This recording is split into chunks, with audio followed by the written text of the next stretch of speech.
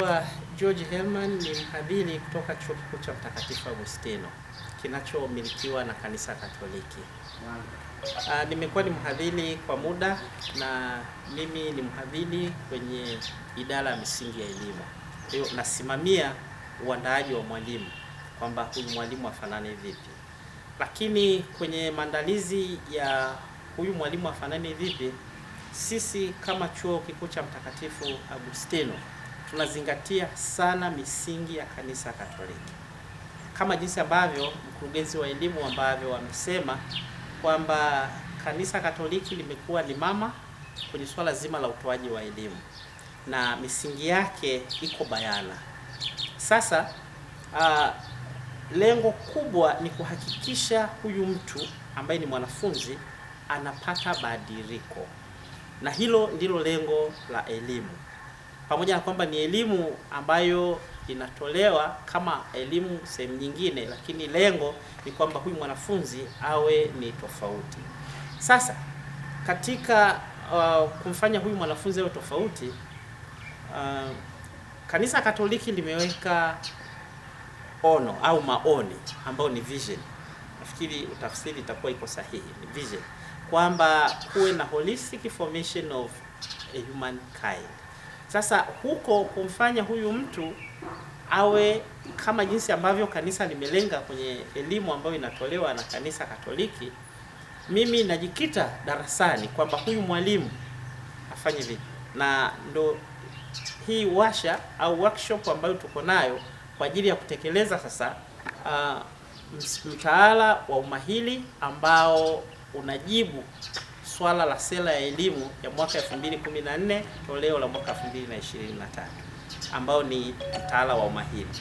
Sasa kwenye swala zima la ufundishaji tumeangalia mabadiliko ambayo sasa tunajikita, tazungumza mambo matatu ambayo ni makubwa. La kwanza ni namna ya kufundisha, lakini la pili namna ya kutathmini, kwamba baada ya kufundisha tunatathmini, lakini la tatu matumizi ya teknolojia kwenye swala zima la ufundishaji, kwa sababu ulimwengu wa sasa ni ulimwengu wa sayansi na teknolojia. Sasa kwenye swala la ufundishaji tunaachana na ufundishaji ambao umekuwa ni wa kuhamisha maarifa kutoka kwenye vitabu kupitia mwalimu, halafu mwanafunzi ayapate, na wakati wa mtihani basi mwanafunzi ayarudishe.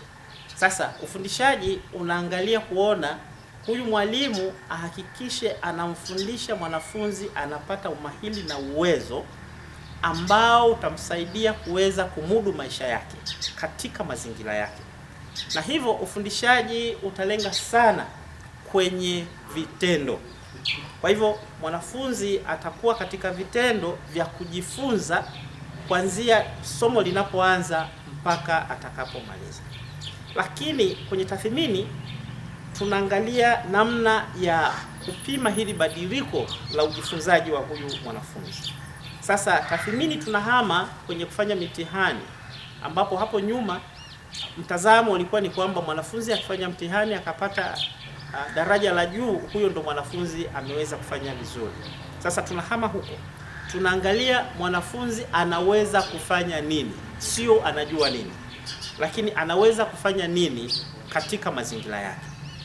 Na hivyo walimu watatakiwa kutengeneza kazi ambazo zitaweza kupima uwezo wa mwanafunzi kumudu mazingira yake na maisha yake kwa ujumla. Lakini pasipo kusahau swala zima la maadili, hilo pia ni sehemu ambalo linapimwa kwamba huyu mwanafunzi ameweza kubadilika vipi kutoka hali aliyokuwa nayo ambayo pengine ya kutokuwa na maadili mazuri kuwa na maadili mazuri. Na huo ndio msimamo na mtazamo wa Kanisa Katoliki. Na jambo la tatu ni matumizi ya teknolojia. Na sasa hivi matumizi ya teknolojia yako kwa kiwango cha juu sana.